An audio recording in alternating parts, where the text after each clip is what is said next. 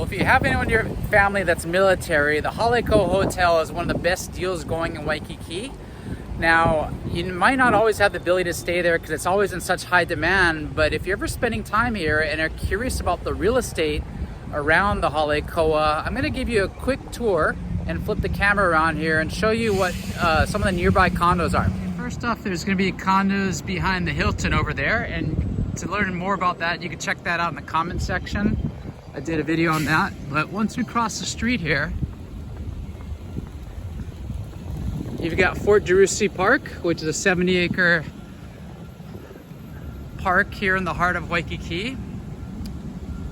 And then out the back, it's gonna be kind of hard to see from here, but first off you have, that's gonna be the Luana Waikiki. Those are studios and 1-bedroom condos that you can rent out short term. Directly behind that is gonna be the Hawaiian Monarch, is a real tall building, narrow building there. And then some of these front row buildings here are actually gonna be hotels.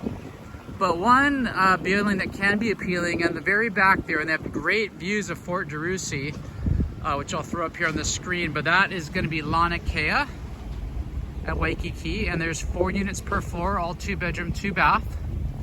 And then to the right there, we have Ritz-Carlton. There's two towers, both Diamond Head and Eva Tower, and those are condos that can be rented out short term, developed by Iron Gate, which is the same developer that built Trump Tower Waikiki, which recently got renamed and rebranded. We'll have a little more information about that in the comments ultimately. But the same developer did both these buildings. The pros about it is that you can live in them, you can rent them out short term. The downside is they're really hard to make money when you decide to rent them out short term, because the management company takes up nearly 60% of the fees off the top, and you do have to use the front desk there. So that's kind of a recap of the nearby condos near Fort Jerusi and Hale Koa. I want to wrap it up with the gem of them all.